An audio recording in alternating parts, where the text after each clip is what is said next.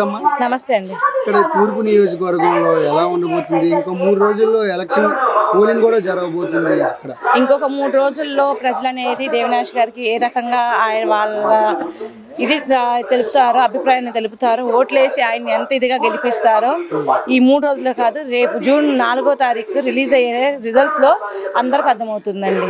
అయితే ఇక్కడ ఏంటంటే మైనారిటీ వర్గానికి 4% రిజర్వేషన్ అనేది ఓటమి అభ్యర్థులు వస్తే కానీ లేదా ఎన్డీఏ కానీ వస్తే తీసేస్తానని చెప్తున్నారు. మరి దాని గురించి ఏం చెప్తారు?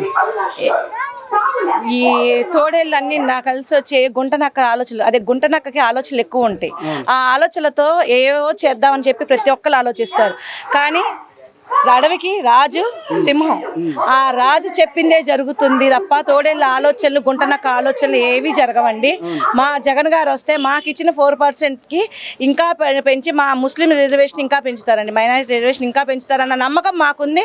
మైనారిటీస్కి అయితే ఏ రోజు జగన్ గారు అన్యాయం చేయలేదు. అలాగని చెప్పి మా అవినాష్ గారు కూడా మా మైనారిటీస్ని ఏ రోజు కూడా చిన్న చిలుకతో ఏ రోజు మమ్మల్ని చూడలేదు. ఏం చేశారు ఏముందండి, మినిస్టర్ ఇచ్చారు, ఎమ్మెల్సీని ఇచ్చారు, ఎమ్మెల్యేలు ఇచ్చారు, ఇంకేం కావాలండి, కార్పొరేటర్స్ ఇచ్చారు. అన్ని దాంట్లో కూడాను ముస్లిమ్స్ కి ప్రాధాన్యత ఇచ్చారు. ఇంకేం కావాలండి, దీనికన్నా ఇంకా ఏమైనా కావాలా? మైనారిటీ వర్గానికి ఏం చేయడం ఏముందండి, మొన్నటి వరకు మూలాలకు జీతాలు లేవు, అలాంటి మూలాలకి జీతాలు ఇచ్చారు, మసీదుల్ని అభివృద్ధి చేశారు, ఉర్దూ స్కూల్ని అభివృద్ధి చేశారు, ఖురాన్ చదువుకునే వాళ్ళకి మొత్తం కూడాను అభివృద్ధి చేసి అందరికీ కూడాను ఎలాగైతే గవర్నమెంట్ స్కూళ్ళల్లో ఇంగ్లీష్ మీడియం అంటే ఎలా అయితే ప్రవేశపెట్టారో అలాగే మా ఉర్దూ స్కూళ్ళల్లో కూడాను మాకు అన్నిటికీ మాకు ఇచ్చేసి పెట్టారు. మా మద్రసాలు కానివ్వండి, ఆడపిల్లలకు కానివ్వండి, ఏదైనా కానివ్వండి, మాకు అన్ని అభివృద్ధి చేశారండి. మాకు ఏ విషయంలో కూడా మా జగన్ గారు ఏ రోజు ఏ లోటు చేయలేదు. తూర్పు నియోజకవర్గానికి వచ్చేటప్పటికి ఇటుపక్క దేవినేని అవినాష్ గారు, ఇటుపక్క ఏమో గద్దా రామ్మోహన్ రావు, వీళ్ళిద్దరి మధ్యన పోటీ ఎవరు ఎలా ఉండబోతుంది? ఎవరు పై చేయాలి? పోటీ లేదండి. ఒక మాట అండి, గద్దె రామ్మోహన్ రావు గారు 10 years ఎమ్మెల్యే చేశారు. ఈ 10 yearsలో ఒక 5 years తీసేసేయండి, నా 5 years కూడా ఏం చేయలేదు. తర్వాత నెక్స్ట్ ఎలక్షన్స్ వచ్చాయి, గెలిచాడు, కరోనా వచ్చింది. కరోనా వచ్చినప్పుడు ఎక్కడున్నారండి గద్దె రామ్మోహన్ రావు గారు? ఎక్కడున్నారండి?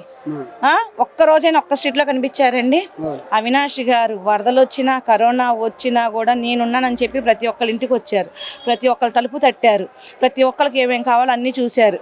ఎవరికైనా సరే కరోనా సిస్టమ్స్ కనిపించిన వెంటనే వాళ్ళని హాస్పిటల్ తీసుకెళ్లి బెస్ట్ ట్రీట్మెంట్ చేయించారు. ఎవరికి ఏం చేయకుండా ఉన్నారండి? గద్దె రామ్మోహన్ రావు గారు సరే అండి ఇప్పటికి రమ్మనండి, నేను ఎవ్వరో వద్దు, నేను ఒక లేడీని, నేను ఛాలెంజ్ చేస్తున్నాను. ఇక్కడ ఆయన ఏ అభివృద్ధి చేశారు చూపించండి.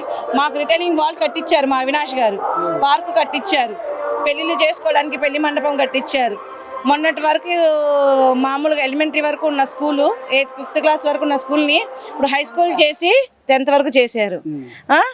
రోడ్లు వేయించారు, డ్రైనేజీలు చేయించారు, లైట్స్ వేయించారు. ఒక 18వ డివిజన్, అంతకుముందు ఉన్న డివిజన్ వేరు, ఇప్పుడున్న డివిజన్ వేరు, మోడర్న్ డివిజన్గా చేశారు. ఇంకేం చేయాలండి?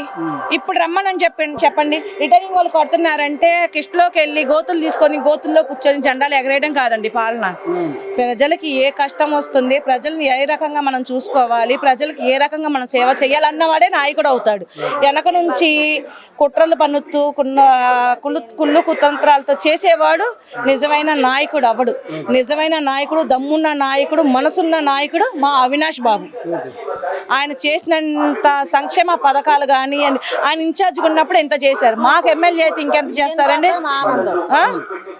ఇప్పుడు మా వరకు వచ్చే మా తూర్పు నియోజకవర్గంలో వచ్చి సచిన్ బ్యాట్తో కొడితే ఎలా 6 అయితే అవుతుందో మేమందరం కూడా ఆ రకంగా 6 కొట్టి బౌండరీ అవుట్లకు ఎలాగైతే పడేస్తామో గద్దె రామ్మోహన్ రావుని కూడా అలాగే బౌండరీ బయటకు పడేస్తాము. మా అవినాష్ గారిని తీసుకొచ్చి ఎమ్మెల్యే సీట్లో కూర్చోబెడతాము, మినిస్ట్రీ ఇప్పిస్తాము. ఎవరు కూటమి అభ్యర్థి? అదేనండి ఇందాక మీతో చెప్పాను సారా, తోడేళ్ళు, గుంట నక్కలు అందరు ఎన్ని రకాలుగా వచ్చినా కూడాను సింహం సింగిల్ గానే వస్తుంది, సింగిల్ గా వస్తుంది. ఆ సింహం దెబ్బకి రేపు 4వ తారీఖు ఆ పంజా ఇదిలిచ్చి కొడితే కూటమి వాళ్ళు 4 దిక్కులు వెళ్ళి పడతారండి.